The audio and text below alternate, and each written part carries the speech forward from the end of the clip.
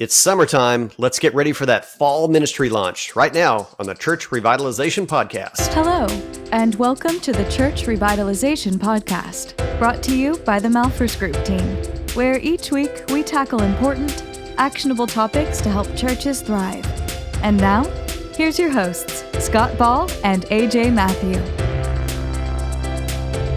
Welcome to the Church Revitalization Podcast. My name is Scott Ball. I'm joined by my friend and co-host, A.J. Mathieu. A.J., as we're recording this, it's July.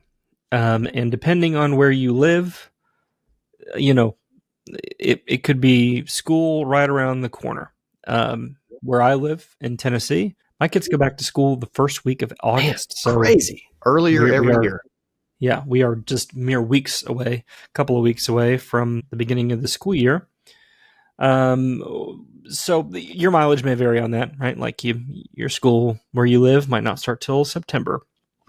So that being said, it's still a good time, whether it's in a few weeks or in a month and a half, to start thinking about the fall, and it kind of creeps up on you. I mean, I think we get to summertime and we think, oh, we got all summer to get ready for the fall. And then before you know it, between vacation and, 4th of July and all these things, you get behind the eight ball. And then you go, oh, we got some work to do. So we're going to give you 3 things today that will set you up for a great fall season. And there are things that you really need to do now, in advance of the fall season being upon you. Because once you get into the swing of the school year, you're not going to have time to do this stuff. Yeah.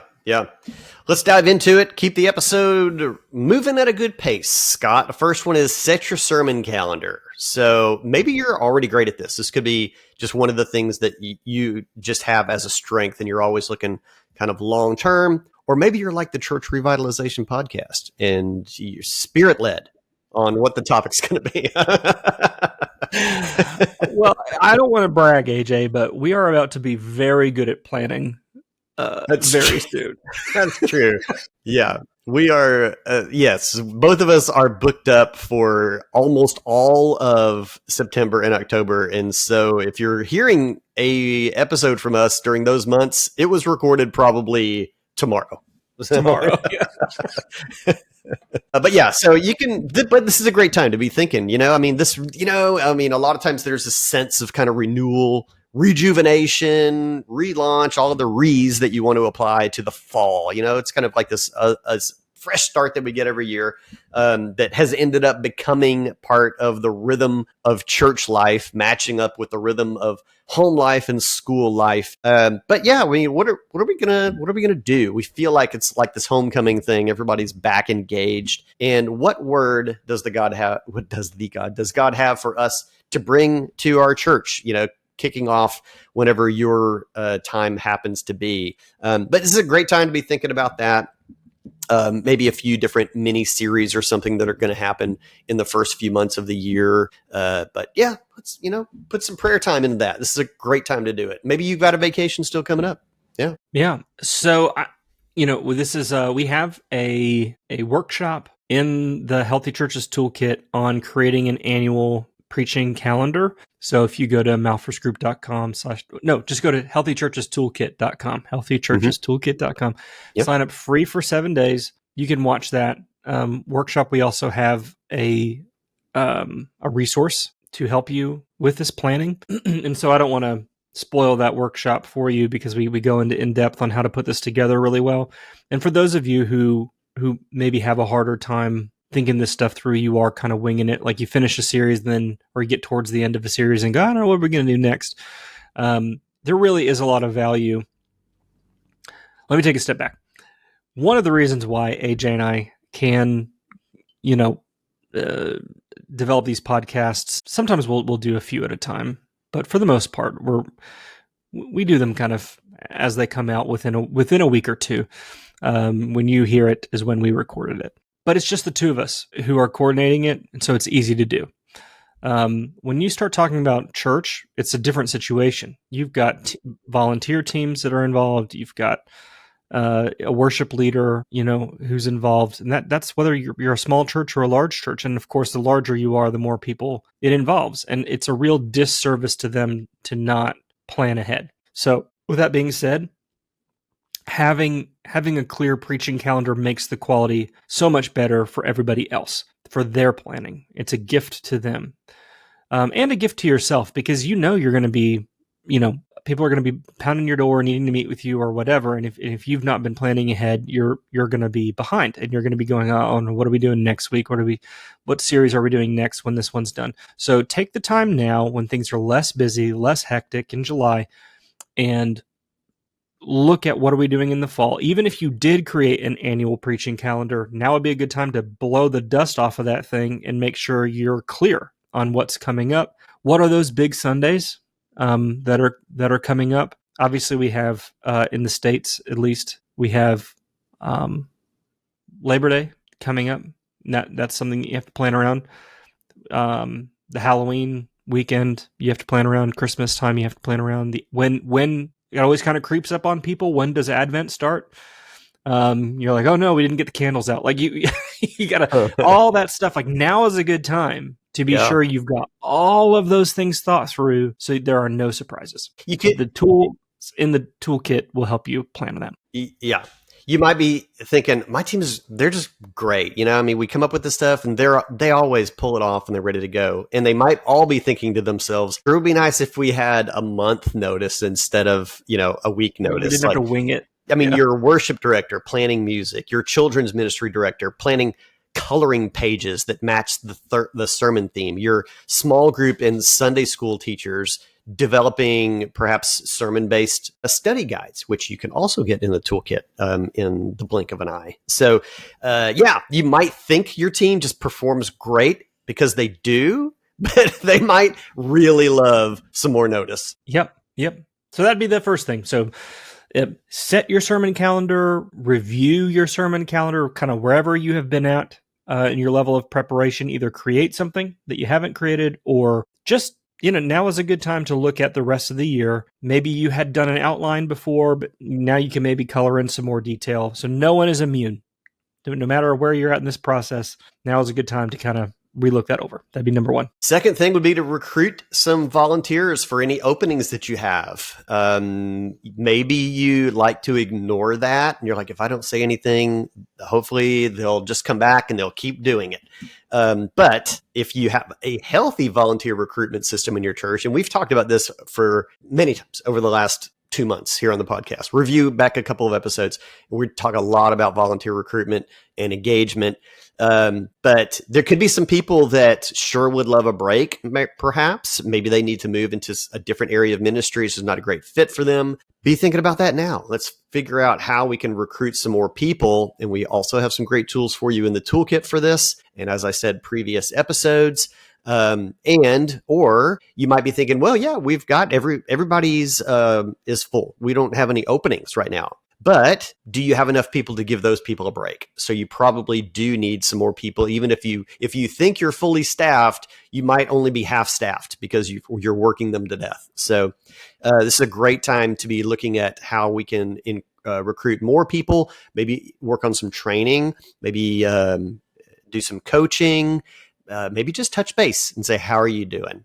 Are you doing okay in this role? The bane of sort of volunteer team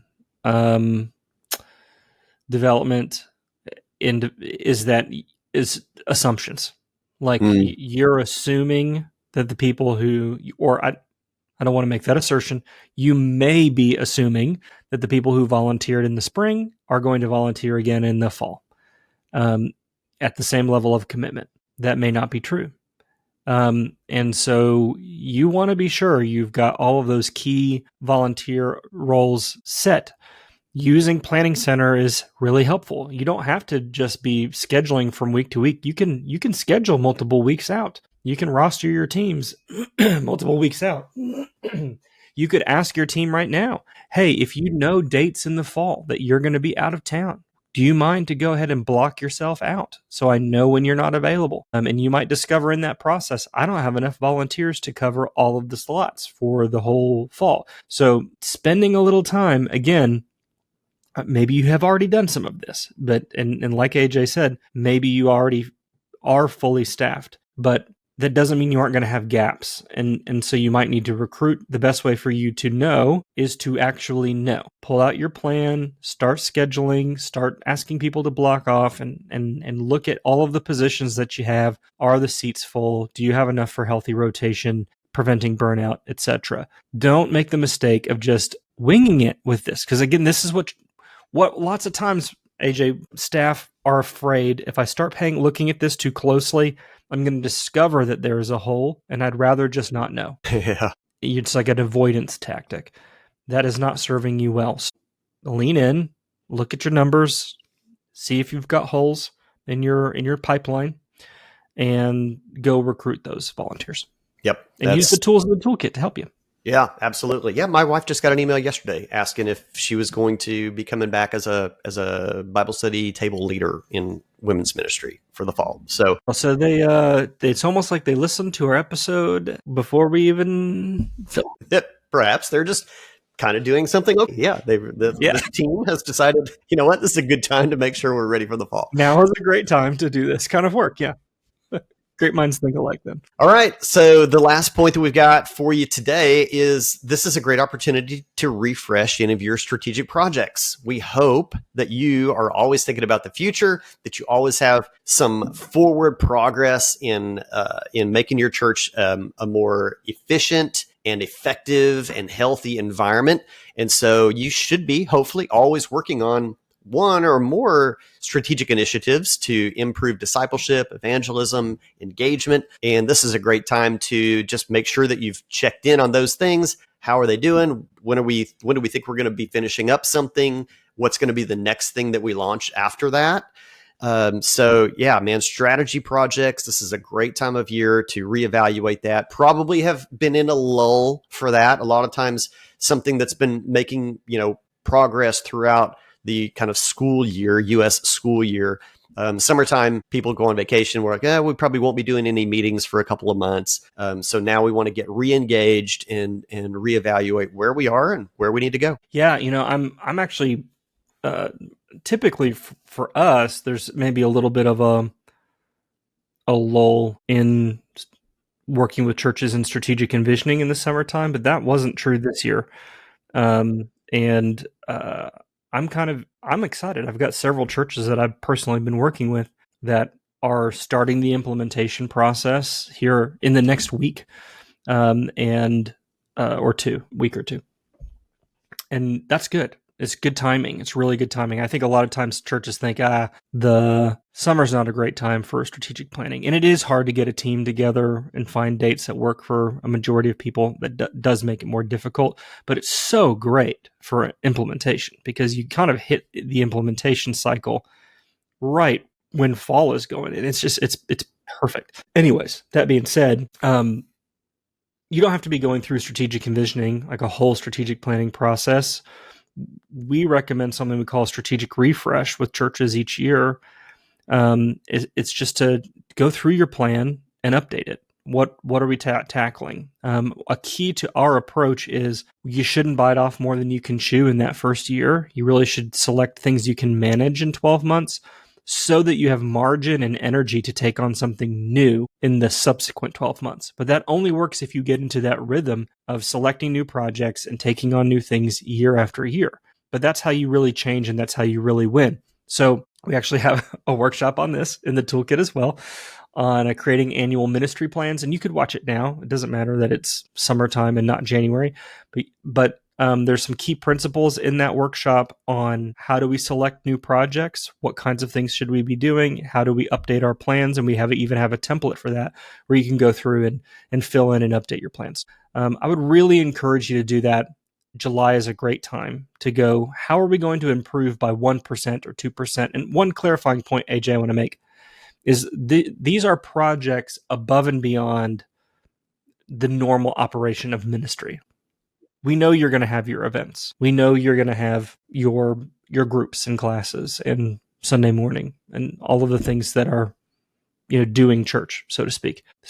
Strategy projects are about improvement. How are we going to improve? It's a special task group, however you arrange that, working on a specific project to improve in a particular area related to your vision. So maintenance is important, but if you're going to move towards your vision, you got to move beyond maintenance. And you can only do that when you sort of set key goals and ways to improve. And so that's what we're talking about. There you go. Yeah. It is nearing the end of summertime, and you signed up for this amazing leadership position. So stay ahead of the church. Make sure that you're planning ahead.